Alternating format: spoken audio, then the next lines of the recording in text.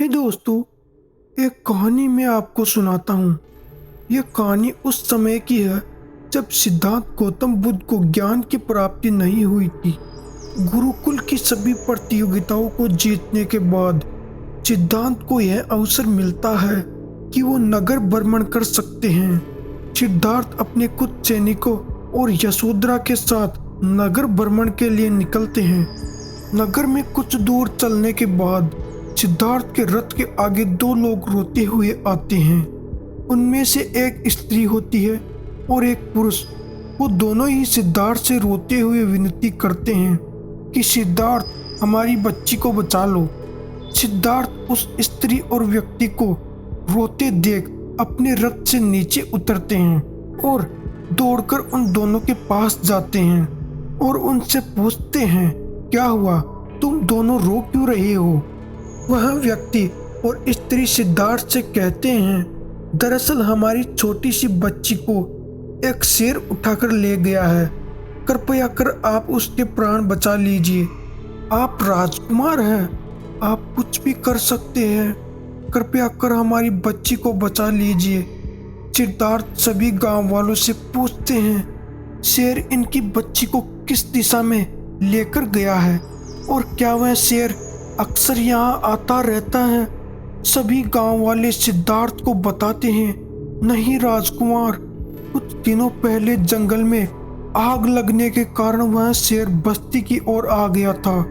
सिद्धार्थ उन लोगों से पूछते हैं, क्या तुम मुझे बता सकते हो कि शेर बच्ची को किस दिशा में लेकर गया है? सभी लोग सिद्धार्थ को बताते हैं कि बाघ पूर्व की दिशा में गया है।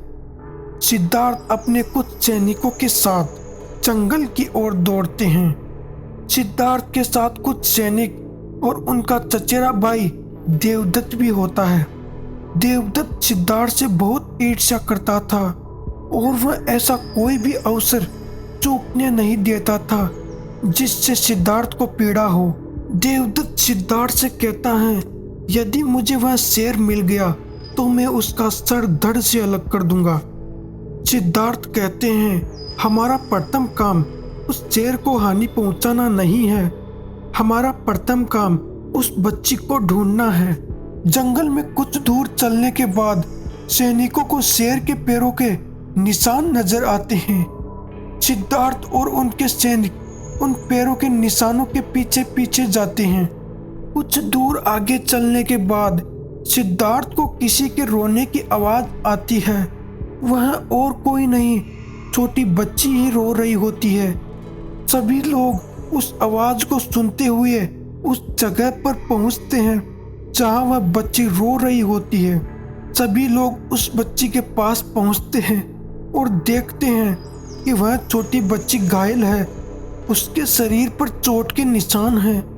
सिद्धार्थ दौड़कर उस बच्ची को उठा लेते हैं और अपने सभी सैनिकों से महल वापस चलने के लिए कहते हैं। सिद्धार्थ की आज्ञा लेकर सभी सैनिक महल की ओर चलने लगते हैं, परंतु देवदत्त सिद्धार्थ की आज्ञा नहीं मानता है। वह सिद्धार्थ से कहता है, तुम महल जाओ और इस बच्ची का उपचार करो। मैं उस शेर को खत्म करके ही वापस आऊंगा। सिद्धार्थ कहते हैं, बच्ची सुरक्षित है, इसलिए शेर को मारने की आवश्यकता नहीं है। हम उस शेर को जीवित पकड़ सकते हैं और दूर जंगल में छोड़ सकते हैं। इसलिए देवदत्त, तुम मुझे वचन दो, तुम उस शेर को नहीं मारोगे। देवदत्त उस समय सिद्धार्थ को वचन दे देते हैं कि वो उस शेर को नहीं मारेगा। सिद्धार्थ उस छोटी बच्ची को लेकर महल चले जाते हैं और वेद को बुलवाते हैं। वेद आता है और बच्ची का उपचार करता है। यह सारी बात सिद्धार्थ के पिता तक पहुंचती है। सिद्धार्थ के पिता सिद्धार्थ को बुलाते हैं और सिद्धार्थ से कहते हैं, सिद्धार्थ, पहली बात तो तुम्हें शोभा यात्रा छोड़कर जाना नहीं था, और अगर तुम गए भी तो तुम्हें उस शेर का शीश काट कर लाना चाहिए था। तुम इस बच्ची को महल में क्यों लाए हो? जनता को दयालु राजा नहीं चाहिए, जनता को चक्रवर्ती राजा चाहिए। सिद्धार्थ अपने पिता से कहते हैं, पिताजी, उस समय मुझे जो जरूरी लगा मैंने वही किया। सबसे अच्छी बात तो यह है कि उस शेर ने बच्ची को नहीं मारा। इतनी ही देर में देवदत्त वहां आ जाते हैं और सिद्धार्थ के पिता के चरणों में उस शेर का शीश रख देते हैं। जैसे ही सिद्धार्थ उस शेर का कटा हुआ सिर देखते हैं, वे पीड़ा और क्रोध से भर जाते हैं। सिद्धार्थ देवदत्त से कहते हैं, ज्येष्ठ, तुमने मुझे वचन दिया था कि तुम उस शेर को नहीं मारोगे, परंतु तुमने वचन तोड़ दिया। देवदत्त सिद्धार्थ से कहता है, वह शेर तो नरभक्षी था, उसे जीवित छोड़ना उचित नहीं था। सिद्धार्थ कहते हैं, वो नरभक्षी नहीं होते हैं, हम उनको बनाते हैं।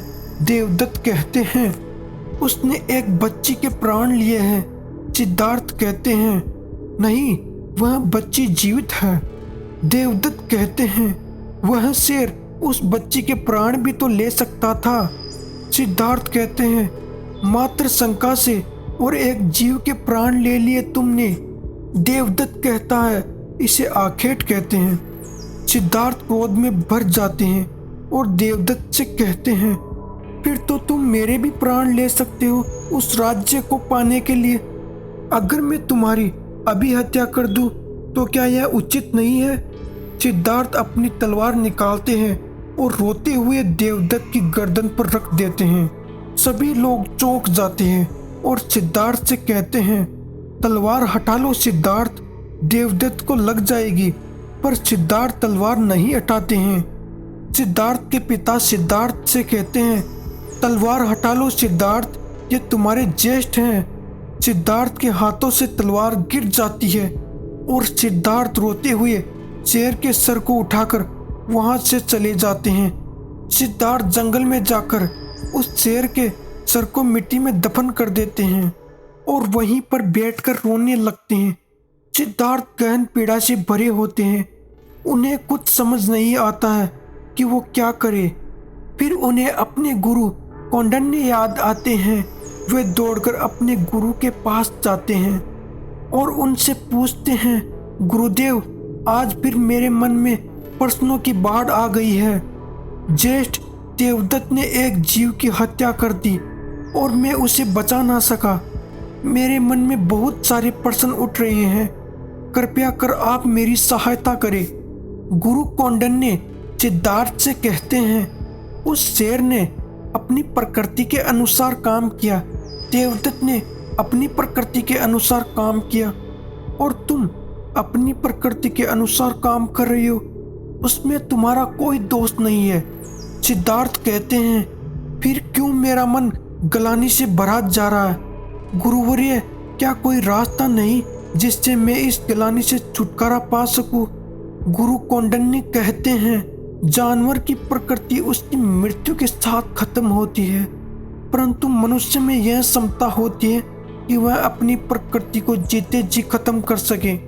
सिद्धार्थ कहते हैं, परंतु कैसे गुरुवर्य? गुरु कौंडिन्य कहते हैं, ध्यान ही वह एकमात्र मार्ग है जो तुम्हारी प्रकृति को बदल सकता है। जैसे तुम हो उससे अलग इंसान तुम्हें बना सकता है। ध्यान में बैठो और अपने विचारों, अपनी भावनाओं पर धीरे धीरे काबू पाने की कोशिश करो। तुम पाओगे कि सब कुछ शांत हो रहा है और तुम उसे देख पा रहे हो जो देखने योग्य है। अगर आपको भगवान गौतम बुद्ध की यह कहानी पसंद आई हो तो एक लाइक जरूर कर दीजिए। अगर आप आगे भी इसी तरह की भगवान बुद्ध से जुड़ी कहानियां सुनना चाहते हो तो हमारे इस चैनल को सब्सक्राइब जरूर कर लीजिए।